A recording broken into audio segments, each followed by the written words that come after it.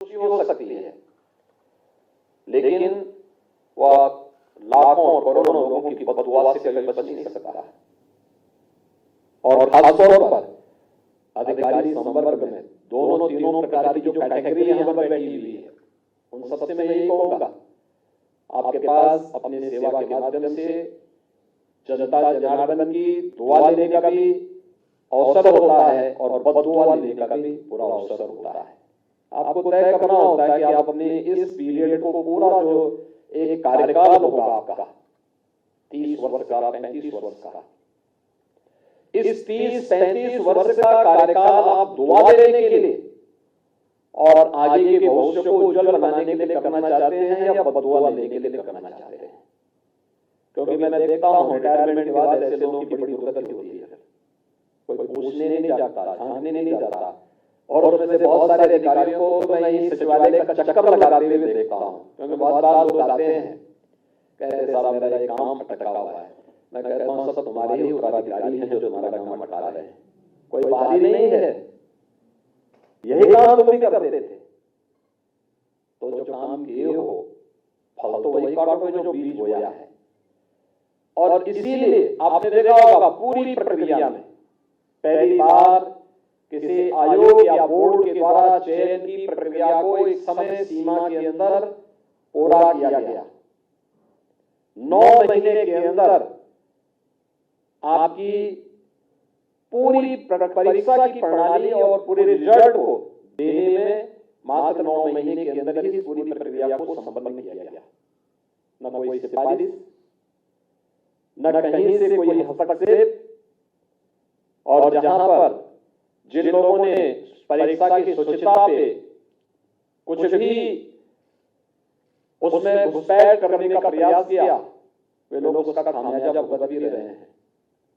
आपने देखा होगा उनकी सबकी प्रॉपर्टी भी जब्त हो रही है, उन सबके घरों में रेड पड़ रहा है, उन लोगों को पूरी तरीके से सरकार अपने शिकंजे में ले चुकी है और पहले तय कर चुकी है कि अगर किसी ने युवाओं के भविष्य के साथ खिलवाड़ किया तो सरकार उसके भविष्य के साथ जरूर खिलवाड़ करेगी और उतनी ही सख्ती के साथ उनसे निपटने का काम भी कर रही है। जो लोग परीक्षा की शुचिता और पारदर्शिता में सेंध लगाने का कुछ ही प्रयास करेंगे, वे कहीं भी छुपे होंगे, उनको बाहर निकालने में बहुत देर नहीं लगती। और मुझे लगता है कि आज जो कार्य प्रदेश के अंदर बखूबी हो रहा है और इसी शुचिता और पारदर्शिता का परिणाम है कि गत 7 वर्ष के अंदर इस डबल इंजन की सरकार ने प्रदेश के अंदर 6.5 लाख से अधिक युवाओं को सरकारी सेवा में लेने में सफलता प्राप्त की। प्रदेश के अंदर हमारी मशीनरी के कार्य की स्पीड के कारण प्रदेश में करोड़ों नौजवानों को नौकरी और रोजगार की सुविधा प्रदेश के अंदर ही प्राप्त हुई। अलग अलग सेक्टर में उसे आगे बढ़ने का प्रयास, उसको एक अवसर प्राप्त हुआ और आज हम देख रहे हैं कि इसका परिणाम यहाँ की पर कैपिटा इनकम पे पड़ा है, यूपी की जीडीपी पे पड़ा है। यूपी देश के अंदर आज दूसरी बड़ी अर्थव्यवस्था के रूप में उभर करके सामने आया है। ये तब होता है जब कहीं कार्य होता है, जब एक साथ मिलकर के पूरी मशीनरी टीम वर्क के साथ आगे बढ़ने का कार्य करती है।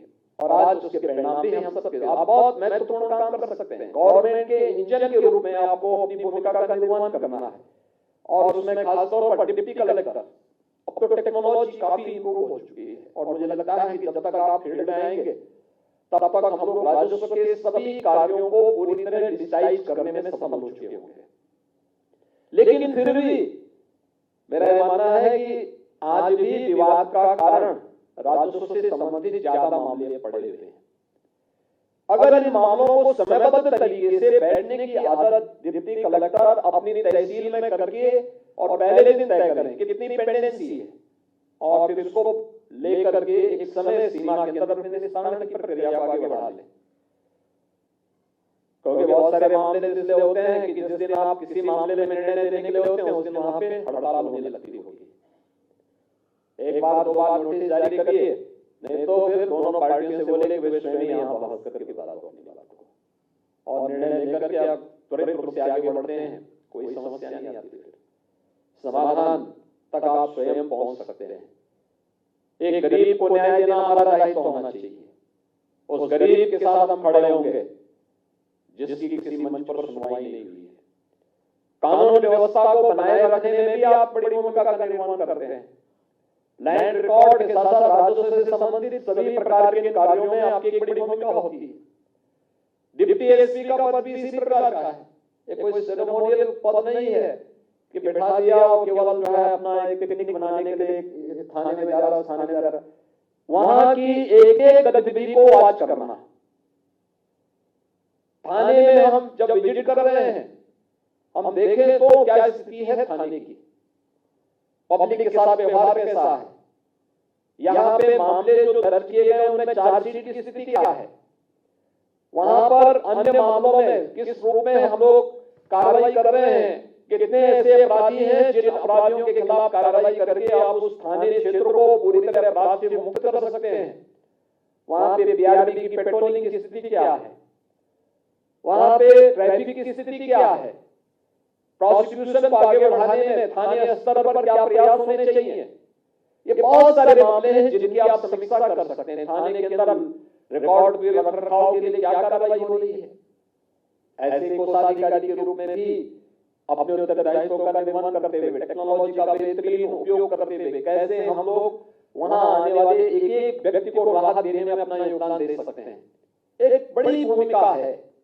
और उस भूमिका के साथ अगर आप कार्य